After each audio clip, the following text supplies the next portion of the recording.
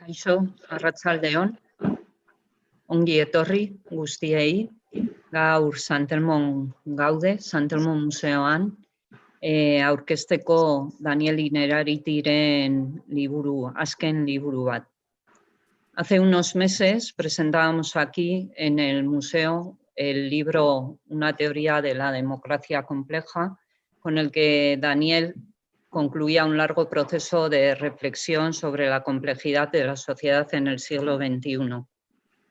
En ese momento nadie sospechaba que una pandemia se avecinaba, pandemia que nos iba a demostrar la vulnerabilidad en la que vivimos y en la que se han evidenciado las dificultades de las instituciones con herramientas insuficientes para asumir la gobernanza, en un mundo en el que los riesgos son globales y compartidos. Dice Daniel Innerarity que cuando se recurre a un filósofo para tratar de hacer inteligible una situación es porque han fracasado antes todos los que eran más competentes para ello, que es un síntoma de la gravedad de la situación. Y es cierto que nos asaltan 1000 dudas, 1000 preguntas sobre el futuro del mundo que conocemos. Hay quien dice que aprenderemos nuevas maneras de vivir y de relacionarnos. Hay quien cree que habrá un sálvese quien pueda y quien cree que nada cambiará, que tenemos una débil memoria y volveremos a lo mismo. Pero sí que vemos un mundo más frágil, poco comprensible por el exceso de información, los impactos de las tecnologías, por la complejidad de un sistema en el que todo está relacionado con todo y con todos. Ya sea la paz, la igualdad, el cambio climático, la amenaza de un virus, desafíos, todos ellos con los que habrá que buscar, sobre los que habrá que buscar soluciones en común. De todo esto y de mucho más nos habla Daniel Innerarity en su último libro, Pandemocracia, una filosofía de la crisis del coronavirus, que acaba de publicarse y que presenta ahora junto a Edurne Ormazábal. Daniel Innerarity es catedrático de Filosofía Política, investigador de Ikerbasque y director de Gobernance, Instituto de Gobernanza Democrática, y Edurne Ormazábal, que la acompañará en este encuentro, es la directora general de Tabacalera. Saben que a lo largo de la charla pueden intervenir, es más, les invitamos a intervenir y hacer preguntas o comentarios sobre lo que aquí se diga. Adelante, Daniel, os paso la palabra. Gracias, Susana. Bueno, a mí sí me gustaría decir que he disfrutado muchísimo de la lectura de Pandemocracia, una filosofía de la crisis del coronavirus, y espero que los muchos seguidores de Daniel que hoy nos acompañan disfruten también con esta conversación que servirá de presentación de este libro, yo diría que de lectura obligada para todos los que no tenemos más que dudas e incertidumbres, como señalaba ahora Susana, acerca de lo que el futuro nos depara. Arratsaldeon, Daniel, ¿qué tal estás? Muy bien, muy contento de estar aquí contigo y agradeciéndote mucho tu amabilidad de acompañarme en este inicio donostiarra de mi libro. Hubiéramos estado más a gusto en San Telmo, físicamente, sí, y teniéndote aquí. Pero sí me gustaría empezar preguntándote cómo has vivido tú la experiencia del confinamiento. Evidentemente trabajando mucho, de eso es prueba este libro, y me imagino que echando mucho de menos tus amados Pirineos, pero ¿cómo lo has llevado?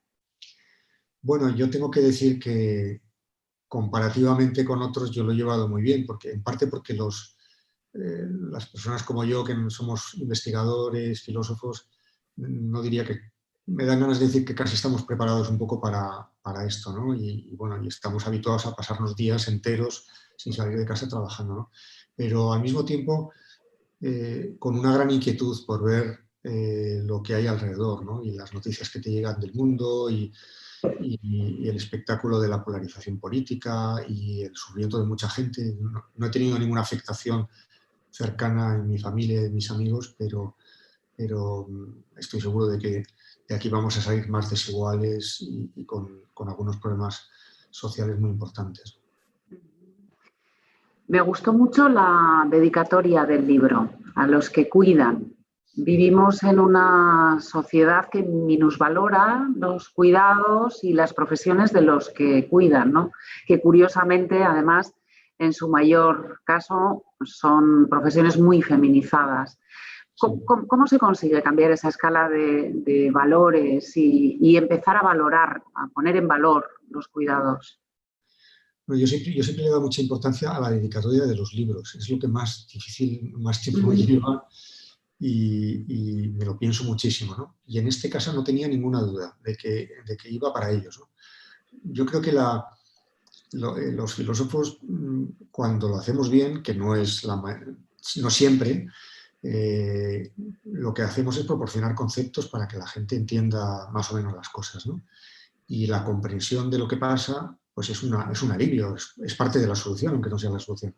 Pero indudablemente lo más relevante en esta pandemia era que había una gente en primera línea.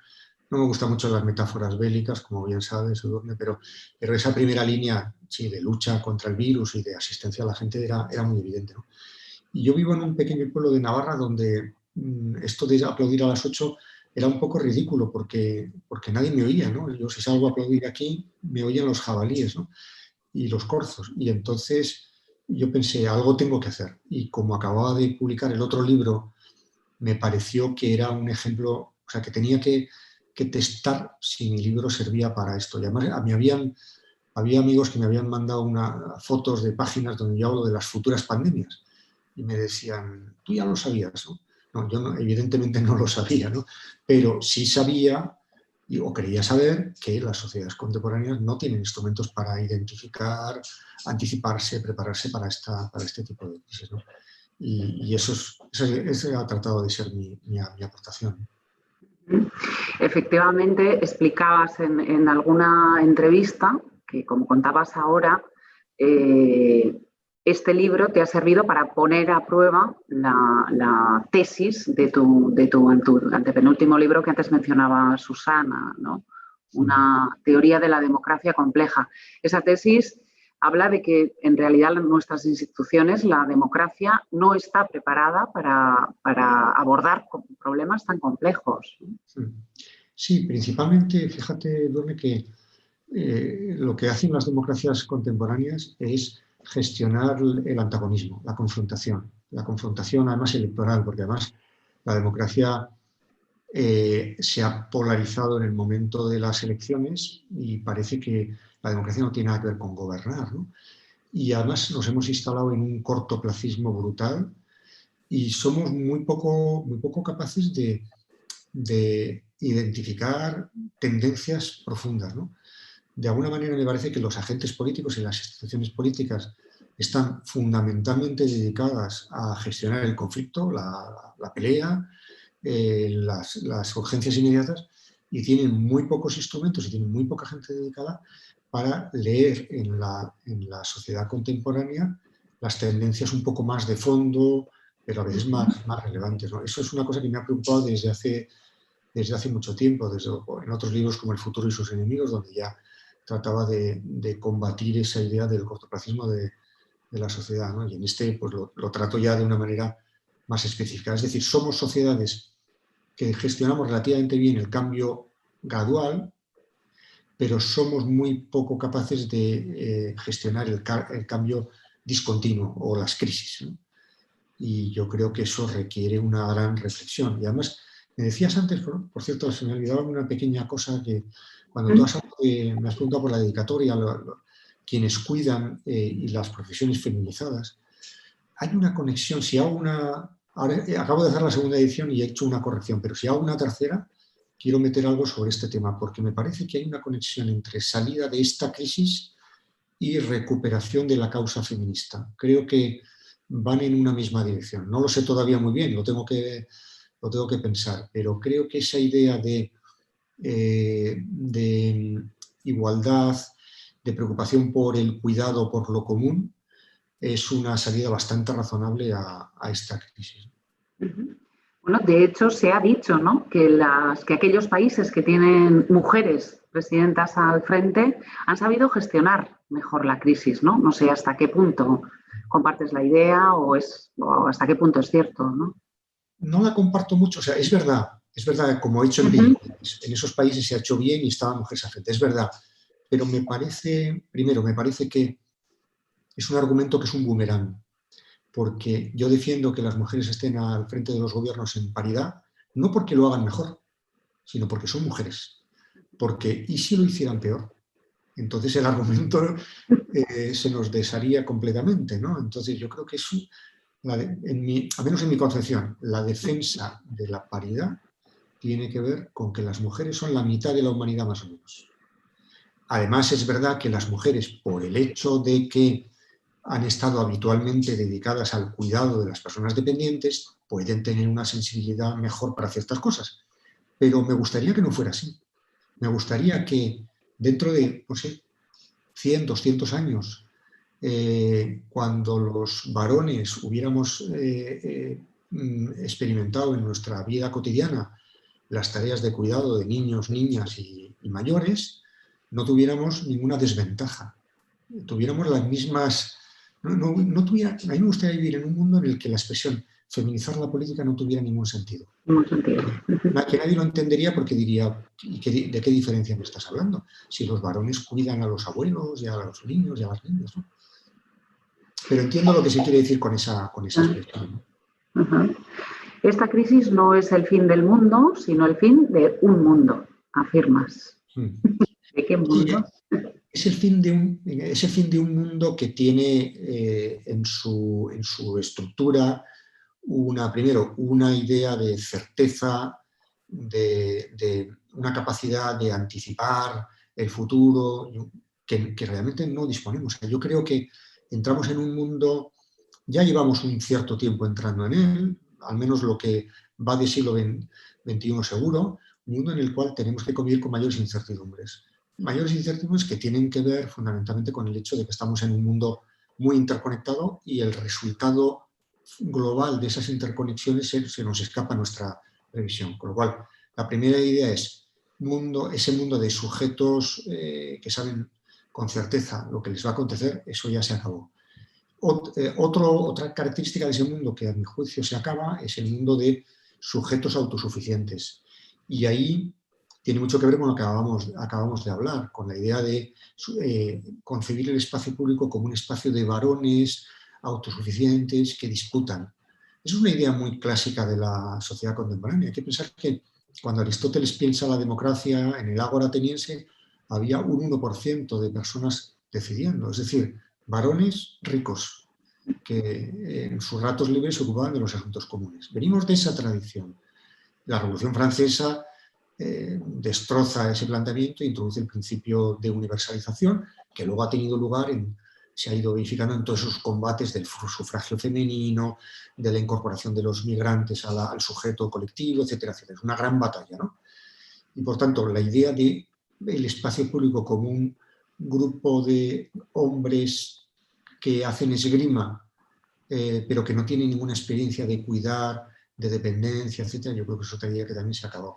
Y la tercera idea me parece que es la idea de invulnerabilidad. O sea, yo creo que hemos comprobado cómo un pequeño virus casi insignificante nos ha alterado la vida de una manera gravísima cuando estábamos hablando de inteligencia artificial y de transhumanismo y estábamos en unos contextos y en unos debates completamente diferentes, ¿no? Que probablemente habrá que retomar, pero habrá que retomar no olvidando que un virus nos pone cuerpo a tierra, nos recuerda nuestra condición corporal y eso es un dato que nos debería mover a reflexión.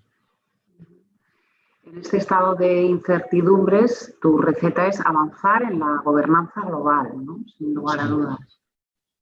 Sí, aquí yo creo que va a haber unos debates muy interesantes en los próximos años, ¿no? Y espero que en Donosti, en el Instituto de Gobernanza, estemos muy activos en este tema, ¿no? Porque ya se empiezan a configurar unos debates en un campo polarizado entre lo que podríamos llamar los contraccionistas y los globalistas. Es decir, los contraccionistas serían aquellos que a la experiencia de lo que nos ha pasado vienen a decir paremos la globalización. Además, como hemos hecho algo muy parecido a parar el mundo, que ha sido parar la economía de una manera que nunca habíamos tenido experiencia, bueno, pues esto es posible, paremos el mundo y volvamos a una retracción. Estos, los que piensan así tienen a su favor el hecho, por ejemplo, de que hemos experimentado nuestra dependencia de los entornos inmediatos, en la cadena alimentaria o en cómo habíamos delegado la producción de aparatos de alto valor añadido, como los respiradores, las mascarillas, en países de Asia, además, que luego nos ha costado muchísimo recuperar, ¿no? Por tanto, esa es la razón de los contraccionistas. Hay cosas que probablemente tengan que producirse, gestionarse en entornos más inmediatos. Y además, en la versión, digamos, más de extrema derecha, también hay gente en ese debate diciendo, ¿veis cómo el control de las fronteras, el cierre hacia la recuperación del Estado Nacional en su forma incluso militar es lo más eficaz, ¿no? Frente a esto hay otros que dicen, no, lo que hay que hacer es globalizar todavía más, porque hemos descubierto que Europa no tenía instrumentos adecuados, que la Organización Mundial de la Salud era una institución muy deficiente, que la ciencia, que es una institución global, tiene buena medida de la solución, ¿no? Bueno, yo no tengo ahora mismo una receta mágica, ni creo que la haya, simplemente lo que me parece es que en ese debate tenemos que estar en ese debate de pensar qué nivel de decisión es más apto para qué tipo de riesgo. Y sin ningún prejuicio, aceptar que para algunas cosas tiene que haber una transferencia de soberanía hacia arriba y para otras cosas tiene que haber una transferencia de soberanía hacia abajo. Y en ese debate yo creo que nos vamos a estar ocupando en los próximos años. Pero también sostienes hasta qué punto es real la posibilidad de parar la globalización, ¿no? ¿Hasta qué punto está en nuestras manos, ¿no? Sí, mi metáfora favorita en este sentido es la metáfora de un barco que se tiene que reparar y no puede ir a puerto, ¿no? Esto en Guipúzcoa se entiende bien, ¿no? Tienes que hacer una reparación, en un pueblo marinero, ¿no? Tienes que hacer una reparación de un barco, pero estás en alta mar. Pero no puedes permitirte el lujo de esperar a llegar a puerto, ¿no? Bueno, el mundo es algo parecido. El mundo es un mundo en el cual la operación de parar es una operación brutal, es una operación que provoca unos desajustes brutales, ¿no? Hay que pensar que toda la operación de confinamiento que ha sido tan eficaz en relación con la detención del contagio de la pandemia, produce unos efectos terribles, unos efectos por supuesto, en el empleo, pero también incluso en la psicología de las personas, que no estábamos preparadas para vivir en un espacio cerrado, y sobre todo aquellos y aquellas que viven en un espacio especialmente nocivo, especialmente incómodo e inapropiado para eso, ¿no? Con lo cual, la metáfora más apropiada me parece esa. Bueno, ¿cómo reparamos el mundo mientras el mundo está en marcha? Porque el mundo evidentemente necesita muchísimas reparaciones, pero no la vamos a poder hacer como hacían o siguen haciendo los marineros en nuestros puertos, que ponen el barco en el astillero, lo reparan tranquilamente. No, esto lo vamos a tener que hacer probablemente además incluso en medio de una gran tormenta, en medio de una gran tormenta, que es el mundo que viene, ¿no? Se ha hablado mucho también sobre los posibles auges de los populismos a consecuencia de esta crisis. Sin embargo, tú sostienes la opinión contraria, ¿no? Sí, aunque como es un libro escrito en el proceso mismo, no estoy muy seguro de ello. Es decir, la parte que escribí en ese momento me pareció plausible y ahora empiezo a tener ciertas dudas, ¿no? Y es otra cosa que también en la tercera edición trataré por lo menos de matizar, porque me parece que en un primer momento era tan evidente que necesitábamos a los expertos que nos explicaran, que incluso dieran directrices, qué hacemos, qué tipo de virus tenemos, cómo se lucha contra esto, qué tipo de medidas sociales, de higiene hay que adoptar. Y bueno, y además en todos los países los especialistas, los epidemiólogos, tenían una posición preponderante. Y además estaba eso que antes te he contado, de cómo el populismo veía que frente a un mundo regido por la opinión del terraplanismo, del cuñadismo, los expertos tenían un valor, eran puestos en valor, ¿no? Eran revalorizados, ¿no? Pero también es verdad, y este es el otro elemento que en las discusiones que he tenido estas semanas con colegas míos y con otras muchas personas me he dado cuenta, también es verdad que una crisis de estas características que genera tanto sufrimiento, tanto malestar, tanta desigualdad, porque vamos a salir más desiguales de aquí, es un terreno abonado, cultivado para que los líderes oportunistas hagan de su capa un ensayo. Y ya veremos lo que pasa, por ejemplo, en Estados Unidos. Yo creo que Estados Unidos es un país que en este punto tiene, desde luego, una posición ejemplar para bien y para mal. Y ya veremos, a Trump no le ha salido bien lo de focalizar esto, encuadrar en el marco de una guerra. Tampoco le ha salido bien apostar por la economía, por el crecimiento económico, porque Estados Unidos lleva muy bien, y ahora me da la impresión de que está tratando de utilizar los altercados en las calles para tratar de reconducir esto a un problema de orden público, ¿no?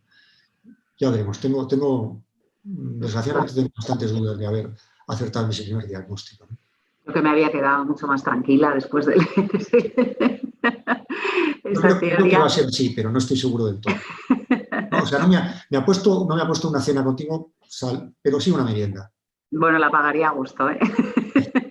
Bueno, insistes también en que a pesar de que las primeras tendencias han sido un poco como de defensa de lo propio, desde el Estado, desde el individuo, pero que la verdadera salida está sin duda en la cooperación, ¿no? En todos los ámbitos, la ciencia, la política.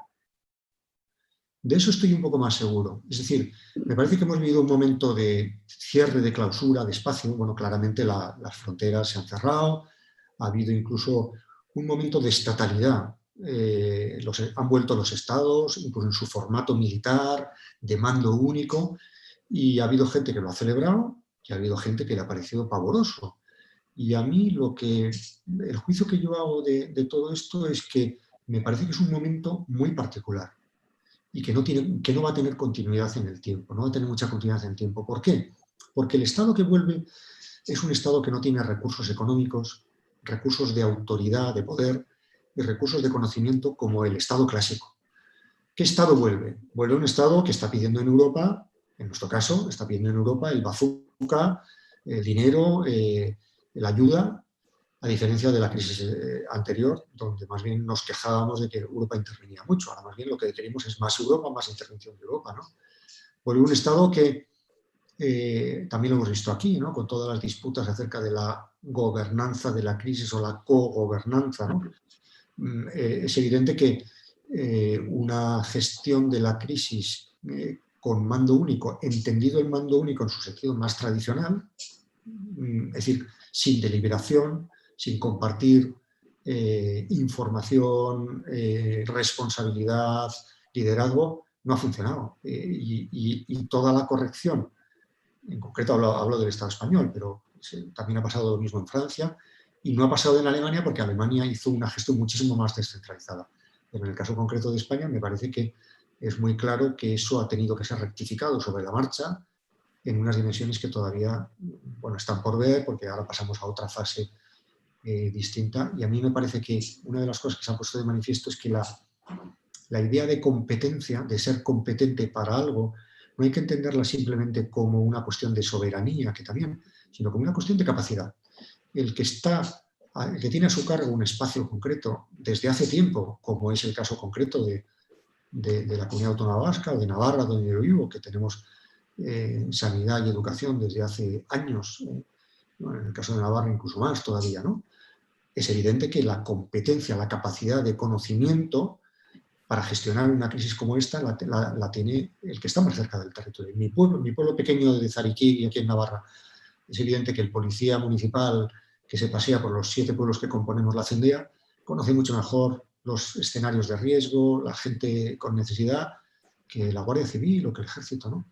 Y creo que eso se impone como una evidencia, ¿no? En el capítulo que dedicas a la crisis entre generaciones explicas muy claramente el porqué de que una sociedad tan envejecida como la nuestra ha reaccionado mucho antes a la crisis del COVID que a crisis en principio podrían ser más graves como la del cambio climático, ¿no? Sí, me parece que que ambas crisis son crisis que tienen su destinatario principal.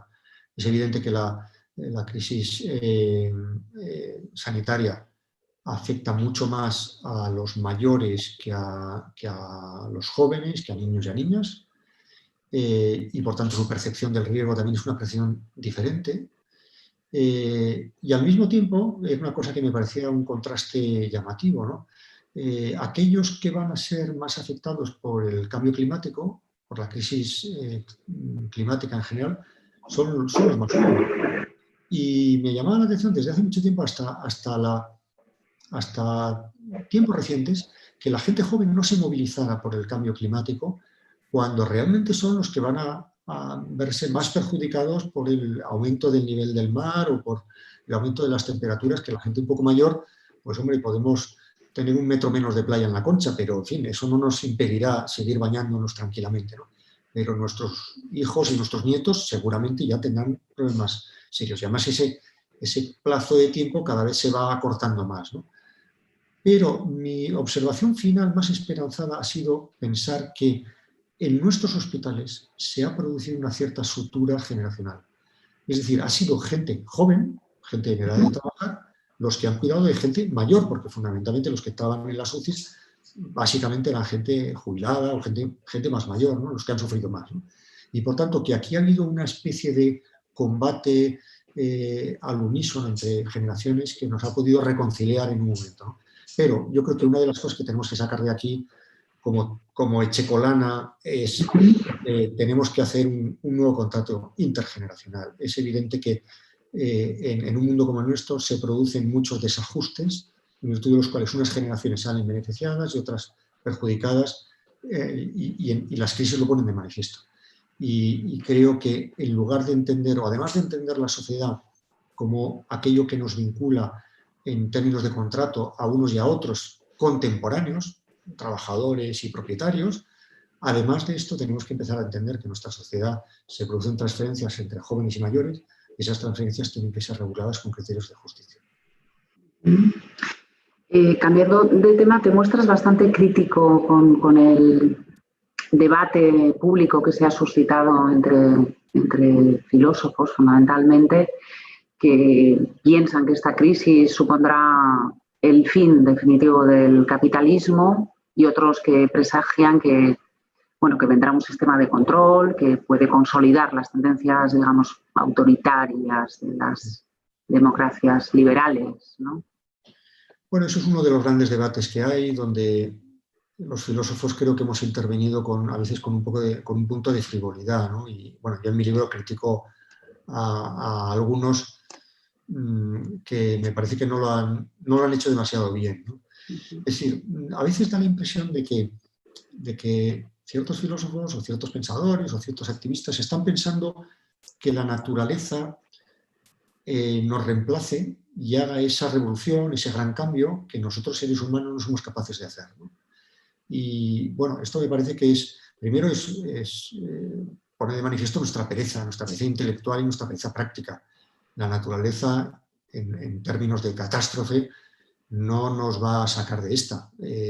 La naturaleza, las crisis que podamos sufrir nos pueden dar un manotazo, pero el sitio al que queremos llegar es un sitio que lo decidiremos nosotros libremente después de unos debates en un contexto democrático, ¿no?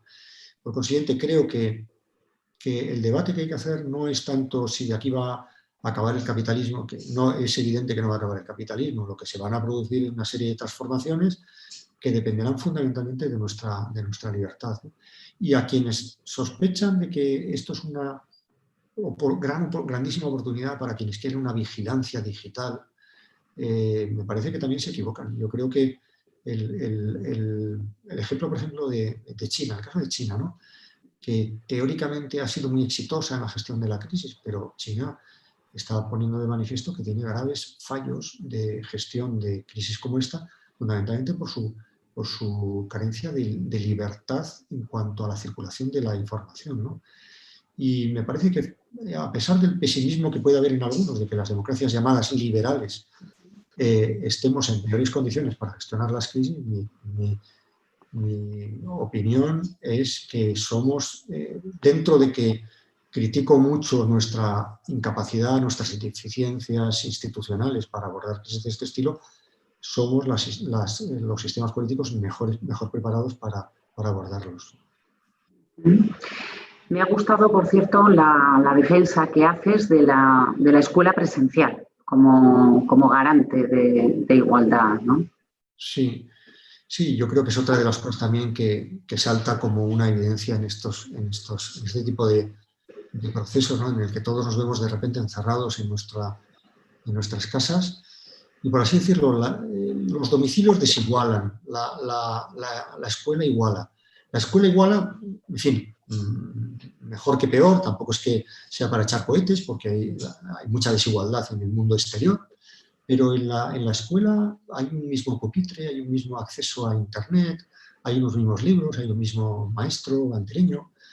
En nuestras casas, ¿qué es lo que hay? Pues hay casas con libros, hay casas sin libros, hay casas grandes, hay casas pequeñas, hay padres que saben teletrabajar y que pueden ayudar a sus hijos, hay otros que no pueden, hay mujeres maltratadas, hay casas patera, en fin, hay de todo el muestrario de las posibilidades de una sociedad tan desigual como la nuestra, ¿no? Y creo que el tiempo que, entre comillas, hemos perdido en este periodo de confinamiento, que todavía no ha acabado del todo, es un tiempo perdido en términos de lucha por la igualdad.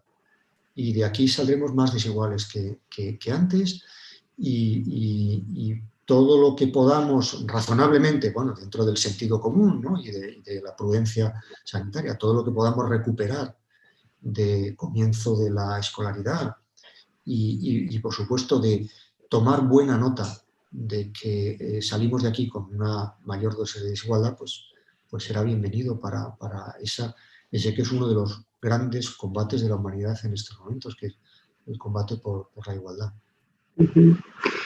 Hablando también del ámbito familiar, en el confinamiento se habla mucho de que se iba a volver a poner en valor la revalorización de la familia, el respeto al espacio de la intimidad, ¿no? Me ha resultado curiosa, ¿no? Tu presagio de que en realidad lo que vamos a poner en valor es el distanciamiento, ¿no? Bueno, eso con la que estoy bastante de acuerdo. Eso porque ya sabéis que a los filósofos nos gusta provocar y llamar un poco la atención y llevar la contraria. En principio, siempre de entrada llevamos la contraria, ¿no? Pero me parece que de esta crisis, una de las cosas cuando me preguntan ¿cómo vamos a salir de esta crisis? Una de las cosas que ya últimamente suelo decir es con muchos más tópicos que antes, ¿no? Y uno de los tópicos es ese, ¿no? Al que tú te referías, ¿no? El tópico de qué bien, la familia. Bueno, mira, me parece que los seres humanos estamos psicológicamente preparados para vivir en tres espacios, en tres ámbitos que tienen lógicas completamente distintas. Un espacio de intimidad, de afecto, un espacio de indiferencia y un espacio de conflicto. Y de repente, sin avisar, sin que nadie nos haya prevenido frente a esto, nos han amputado los otros dos. Y nos han dicho, no, a partir de ahora vas a vivir en el ámbito de la pura intimidad, ¿no? Psicológicamente no estábamos preparados. Yo he estado muy bien, yo incluso he escrito un libro, fíjate si está bien, ¿no? Que he tenido esa calma y esa tranquilidad, ¿no? Y en mi pequeño pueblo, en la montaña navarra, fantástico. Pero para la mayor parte de la gente, una sobredosis de afecto, una sobredosis de cercanía, una sobredosis de intimidad, es una sobredosis de la que habrá que reponerse. Y mis primeras salidas a Iruña, la ciudad que tengo más cerca, me ha hecho reconciliarme con el anonimato de la gran ciudad. Eso que Iruña tampoco es una ciudad enorme, ¿no? Pero lo que echábamos de menos creo que son los espacios anónimos, los espacios de relativa indiferencia, donde la gente no te saluda o no te saluda especialmente, ¿no? No digamos ya, yo pienso me ha venido muchas veces a la cabeza, ¿no? La figura de las mujeres maltratadas, ¿no? Porque es una contrafigura de ese tópico de que la intimidad es un espacio que libera y de gratitud y gratificante, ¿no? Para la mujer maltratada, el trabajo, el mercado, era la verdadera liberación, salir del espacio de influencia de su maltratador, ¿no?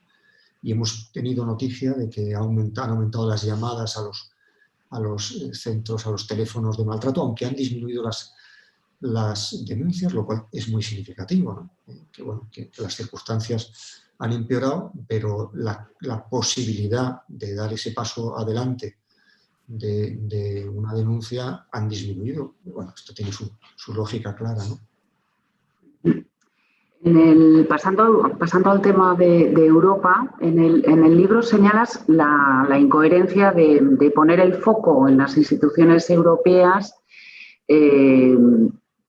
utilizando de alguna manera el clásico, bueno, la culpa la tiene Bruselas, ¿no? Que a tu juicio no es muy riguroso, ¿no? La culpa la tenemos los estados, ¿no? La culpa... Claro, Bruselas, o sea, hemos descubierto en esta crisis que, para sorpresa de muchos, que Europa no tenía muchas competencias en materia de prevención de riesgos sanitarios, cuando lo cierto es que estamos en un espacio muy pequeño, muy denso, donde parece bastante lógico que, bueno, que haya una vigilancia, que haya un sistema y además también por una cuestión de escala, ¿no? De repente hemos descubierto eso, pero me parece que lo más interesante es que si la reacción a la crisis anterior, a la gran recesión económico-financiera y del euro, fue lamentar que Europa se entrometiera demasiado, que pusiera esas condiciones tan brutales de la austeridad, sobre todo en los países del sur de Europa, nuestra reacción en este caso ha sido más bien la contraria. Es decir, hemos echado de menos que Europa tuviera más capacidad para intervenir, no solamente en términos económicos, sino también en términos de prevención, en términos de gobernanza y de cooperación, ¿no? Con lo cual, en este punto soy bastante optimista porque me da la impresión de que los europeos, las europeas, hemos dado por garantizado como un supuesto que Europa tenía que estar presente. De alguna manera esto es relativamente novedoso, o por lo menos indica que la naturalidad con la que asumimos que Europa es un espacio de solución. A diferencia de hace 10 años que pensábamos que Europa era la fuente de los problemas. Ahora mismo más bien pensamos que o esto se soluciona a nivel europeo, por supuesto con la cooperación de todos los que formamos parte de este experimento, o no se soluciona, ¿no? Y luego me parece también muy relevante que, a diferencia de la crisis anterior, probablemente debido a su naturaleza diferente, porque esta es una crisis más simétrica que la otra, están sobre la mesa cuestiones que eran tabú hace 10 años. La mutualización de la deuda me parece que es una de las cuestiones fundamentales. No digo ya coronabonus, perdón, que eso probablemente no lo haya. Desde luego en esta crisis creo yo que no lo va a haber. Pero una cierta mutualización de la deuda, que era impensable hace 10 años, es una buenísima noticia. Y es muy interesante también el planteamiento que haces a la hora de abordar estos debates europeos, huyendo un poco de la dicotomía entre egoísmo, solidaridad, países más solidarios, países más egoístas, ¿no? Y propones reflexionar de otra manera, ¿no? Poniendo en el centro los intereses de los ciudadanos europeos, ¿no? Sí, es otra de mis manías. Yo tengo una sospecha cuando un problema político complejo, como es este, sin duda, se aborda en términos morales y enseguida se establece un campo binario según el cual hay buenos y malos, tiendo a sospechar, tiendo a pensar que el análisis no es correcto, ¿no? ¿Qué cosa más gratificante que empezar a meterse con los austericidas del norte, con el ministro de Finanzas de Holanda, que desde luego no cuenta con mi simpatía, ¿no? Pero probablemente esta no es la solución, ¿no? La solución no es pensar que unos tienen toda la razón y otros no la tienen, que aquí hay buenos y malos.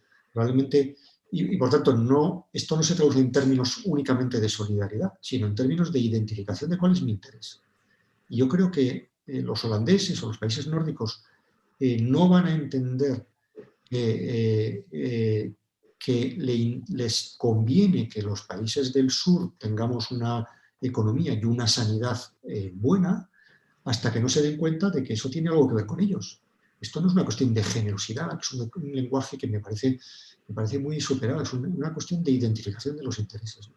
Tenemos que entender, y Alemania, por ejemplo, lo ha entendido muy bien. El otro día hubo un discurso de Merkel en este sentido. A los alemanes decían, nos interesa que los países del sur estén saneados.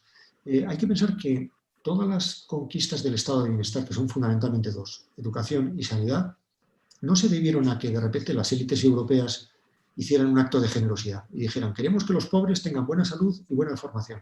No.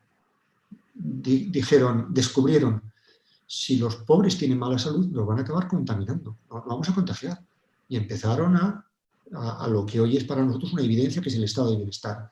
Nos interesa, dijeron las élites europeas, nos interesa que los trabajadores tengan buena formación, porque si tienen buena formación serán más productivos. Por tanto, en el origen de muchas conquistas que parecen actos de generosidad, lo que en el fondo hay es un descubrimiento de cuál es mi verdadero interés. Yo creo que explotar eso, argumentar en esa dirección es mucho más útil, mucho más provechoso, mucho más fructífero que dar exhortaciones morales que al final me parece que no llevan a ninguna parte. Bueno, quiero aprovechar para recordar a los que nos están escuchando que tienen abierto la vía del chat por si quieren plantear cualquier pregunta, Daniel. Retomando el tema de la globalización, antes hemos hablado de ello, me gusta el término que utilizas de globalización sostenible, ¿no? Que debería empezar por Europa, ¿no? Ese es nuestro, ¿no?, contexto natural y lógico, ¿no? Sí, la idea es que, más o menos lo que venía a decir antes, ¿no? La idea es que una globalización salvaje, alocada, como en la que en parte hemos tenido, ¿no?, en virtud de la cual hemos hecho, por ejemplo, en Europa, hemos hecho un mercado, hemos derribado fronteras, hemos unificado competencia, comercio, toda lo que es la dimensión económica, y al mismo tiempo no hemos sido capaces de crear el suplemento de alma, de protección, que hubiera sido oportuno. Esto ha producido tremendas disfuncionalidades, ¿no? Y sobre todo, lo que más grave, tremendas injusticias, ¿no? Con lo cual, me parece que el problema que tenemos no es globalización sí, globalización no, sino que tenemos una globalización muy desequilibrada. Hay cosas que se han globalizado muy fácilmente. Antes ponía el ejemplo de la ciencia. Los que trabajamos en la ciencia sabemos que vivimos en una comunidad absolutamente global. Eso se ha globalizado muy bien. El comercio se ha globalizado, por cierto, también la contaminación. La contaminación tampoco pide paso en Irún, ¿no? Pasa tranquilamente. Yo me acuerdo, cuando escribía este libro pensaba mucho, me acordaba mucho de los años 80, que yo vivía en Alemania, fueron los años de Chernobyl, ¿no?, de la crisis de Chernobyl.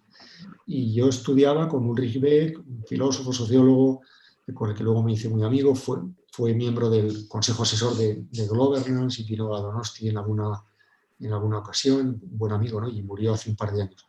Y Ulrich Beck hizo la teoría de la sociedad del riesgo cuando estábamos, además especialmente en Baviera, porque había llegado por las circunstancias del viento, había llegado la contaminación nuclear, nos había llegado allí, ¿no?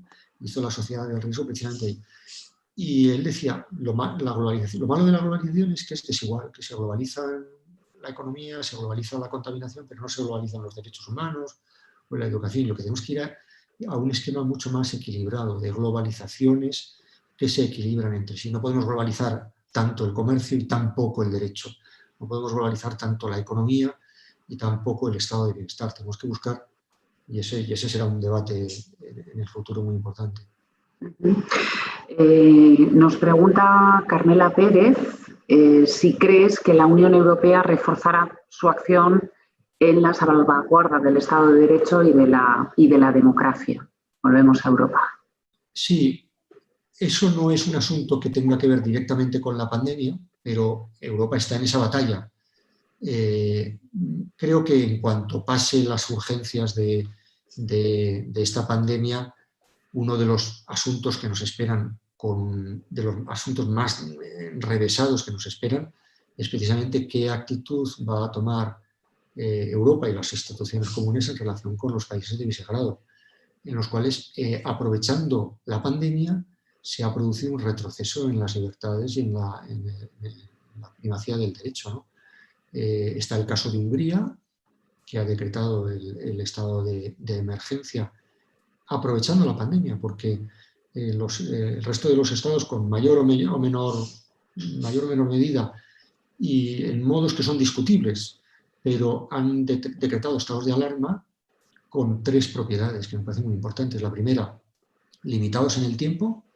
Ahora hay una ampliación en España del estado de alarma sometida al criterio del Parlamento, orientado al objetivo de combatir la crisis y, por tanto, no para otra cosa. O sea, esto vale para la pandemia y para el objetivo de combatir la pandemia, y en la medida en que la pandemia desapareciera, dejaría de tener sentido esa alarma. Y, en tercer lugar, no se inventan nuevos delitos. Y en Hungría ninguna de las 3 propiedades se ha cumplido, ¿no? Con lo cual, me parece que una de las cosas que esto pone de manifiesto es que en cuanto esta urgencia acabe, tenemos que adoptar medidas en relación con los países de Visegrado, especialmente Hungría, pero Polonia. Ahí tenemos el grave problema del Partido Popular Europeo, que está pillado por unos intereses también de familia política, y yo creo que el balón está fundamentalmente en su tejado. Antes lo has mencionado de pasada, pero te lo escuché el otro día también en una entrevista y me pareció interesante, y no hablando solamente de política, ¿no? Y es la evidencia que señalas de que no aprendemos porque estamos tan entretenidos con el presente. O sea, el presente nos quita tiempo para pensar en lo que es realmente importante y lo que es estratégico, ¿no? Y creo que eso se puede llevar a la vida de cada uno de nosotros, ¿no? Y que durante este confinamiento, de alguna manera, yo creo que a nivel individual, porque este comentario se lo he escuchado a mucha gente, ¿no? Nos ha producido una pausa que nos ha sobrevenido y que nos ha permitido, quizá, ¿no?, pensar un poquito más allá, ¿no? Sin duda, me parece que el hecho de que haya desaparecido el fondo, estemos encerrados en 4 paredes, en una situación tan anormal, esto ha tenido que mover a reflexión, nos ha movido a reflexión a todos, en mayor o menor medida, ¿no? El problema que yo veo es que la traducción de esto en comportamientos a nivel personal y a nivel colectivo es algo indeterminado, es algo que dependerá de lo que hagamos a partir de ahora, ¿no? Y bueno, pues en términos políticos, por ejemplo, yo no tengo grandes expectativas de que esto se vaya a realizar, cuando vemos ese reñidero en virtud del cual la mayor parte de los agentes políticos están aprovechando esto para obtener unos beneficios en el cortísimo plazo, ¿no? Y luego, todas las transformaciones que vamos a hacer, tenemos que hacer una transformación digital, tenemos que hacer una transformación verde. Eso es una cosa que esta pandemia nos lo vuelve a recordar, pero el modo concreto, cómo lo hagamos, la urgencia, el tipo de sacrificios que estemos dispuestos a hacer, porque lógicamente eso también va a suponer replantear deberes y obligaciones recíprocas. Eso depende de nuestra inteligencia y de nuestra voluntad. Y esas 2 facultades son 2 facultades absolutamente imprevisibles. Yo no sé lo que voy a saber, ni sé lo que voy a ser capaz de decidir, sencillamente porque entramos en un espacio de indeterminación, ¿no? Ojalá aprendamos en lo personal y en lo colectivo mucho, y ojalá hagamos transformaciones decisivas porque nuestras sociedades las necesitan, ¿no? Pero también tenemos la experiencia de lo perezosos que somos, tanto nosotros como sujetos concretos individuales, como socialmente. Somos sociedades que nos aferramos a la tradición, a lo que se ha acreditado como válido hasta ahora, ¿no? Amador Fernández pregunta en el chat: ¿no te parece que esta crisis provocará que tardemos en diferenciar lo falso de lo veraz, o al menos nos mantengamos constantemente en guardia, ¿no?, en este aspecto? Sí, he visto también en el chat que otra persona, en este caso colega mío, Roberto Rodríguez Aramayo, también preguntaba por la posverdad, ¿no? Exactamente. Bueno, de lo que él sabe más que yo. No sé por qué me pregunta, si él sabe más que yo, tenía que intervenir aquí. Pero bueno, le diré lo que ya sabe, ¿no? Yo creo que un escenario como este en el que estamos, en el que todo se pone patas arriba, en el que sufrimos una convulsión enorme, nos introduce a todos en la perplejidad. Ya estábamos perplejos. Yo escribí hace 4 años un libro que se llamaba Política para perplejos. Ahora ya habría que poner Política para perplejos al cubo, ¿no? En ese mundo de gran perplejidad, los oportunistas, los mentirosos, los terraplanistas han tenido una grandísima oportunidad y la han utilizado. Y han llamado a inyectarse lejía y todos los críticos de las vacunas. Bueno, justo ahora mismo hay un momento en el que los antivacunas lo van a tener un poco difícil, porque hay una carrera por la vacuna, ¿no? Pero volverán enseguida, ¿no? Y las redes sociales se han llenado de bulos de todo tipo, ¿no? No tengo una solución fácil ni inmediata, porque me parece que esta horizontalización del espacio, en virtud del cual hay mucho ruido y hay muchísimas opiniones diversas, no va a cambiar, va a seguir habiendo. Lo que tenemos la oportunidad es de pensar que tenemos que configurar instituciones, actores que nos merezcan una confianza. Hay que construir entornos de confianza. Entonces tenemos que ver cómo construimos entre todos entornos de confianza en la ciencia, por ejemplo, que es otro de los grandes debates. ¿Hasta qué punto confiamos en la ciencia? Probablemente confiar en la ciencia significa que haya presupuestos del Estado, que haya presupuestos públicos o de la comunidad autónoma, me da igual. ¿Hasta qué punto apoyamos a la ciencia presupuestariamente? Eso indica que como sociedad confiamos en la ciencia. Pero también, por ejemplo, es muy importante confiar en líderes de opinión, gente que establezca opiniones con más juicio, con más fundamento. Que yo he dicho en alguna de estas intervenciones que habría que combatir el cuñadismo, ¿no? Y que probablemente son malos tiempos para el cuñadismo. Tampoco estoy muy seguro si eso es wishful thinking, pero qué duda cabe de que en estos momentos de mucho desconcierto, de muchas variables que intervienen en el mundo, hemos de intervenir más, hemos de invertir más en tener una buena opinión, tener una opinión formada. Yo no sé si nos gastáramos la mitad de lo que nos gastamos en potes, en buena información, yo creo que saldríamos mejor de aquí. Sería un buen propósito. Bueno, a pesar de que reconoces en el propio libro que es prematuro, dedicas el último capítulo del libro a imaginar cómo será el mundo, ¿no? Después de la crisis. Ahí lo ¿Cómo dejo, será? ahí lo dejo. Bueno, yo tengo una hipótesis, y es que se va a fortalecer la idea de lo común, la idea de libertad que nos vincula unos a otros, precisamente porque se han hecho muy ostentosas las amenazas comunes que padecemos, ¿no? Y esa experiencia de compartir espacios de amenaza nos vincula más a los seres humanos que los proyectos positivos, ¿no? Eso también decía Ulrich Beck, mi maestro, ¿no? Decía, uno de mis maestros, ¿no? Decía, los seres humanos se unen más por las amenazas que por los proyectos.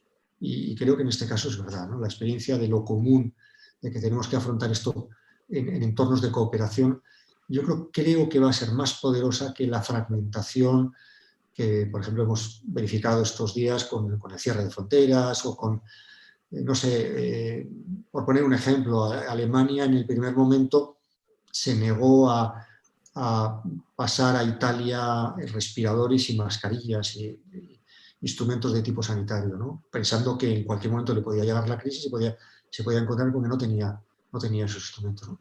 Al cabo de muy poco tiempo se prestó a pasar esas mascarillas, incluso en hospitales de Baviera y de la frontera con Alsacia y Lorena se atendieron a pacientes italianos y franceses, ¿no? Yo creo que nos hemos dado cuenta, eso no es solo un acto de generosidad, es también un acto de clarividencia. Nos interesa a todos que el vecino tenga un buen gobierno, una buena sanidad. Es decir, no vivimos en un mundo de juegos de suma cero, sino cada vez más en un mundo de juegos de suma positiva, en la cual me interesa que al otro le vaya bien, porque de alguna manera eso repercute también en que a mí me vaya bien. Diego Alfonso nos pregunta en el chat qué reformas institucionales concretas en España propondría para hacer realidad una gestión compleja de la democracia. Esa pregunta dirigida a un filósofo que hace teorías es una pregunta osada. Cada uno tiene derecho a preguntar lo que quiera y uno también a responder lo que quiera. Yo diría, como un principio general, no solo en España, sino en general en las democracias, tenemos que fortalecer las instituciones que se ocupan del largo plazo, en contraposición a las que se ocupan del corto plazo. ¿Qué nos está pasando hoy en día? Bueno, en el Estado español de una manera bochornosa, pero en otros países pasa igual. Que el proceso político tiene un momento de competición, que es el momento electoral. Por cierto, ahí en la Comunidad Autónoma Vasca lo vais a tener de aquí a pocas semanas, si no estáis ya en la pre-campaña, que es muy importante, al cual sigue otro momento de configuración de gobierno, que a veces da lugar o se hace a través de pactos, y luego un periodo propiamente de gobierno, ¿no? ¿Qué es lo que nos está pasando?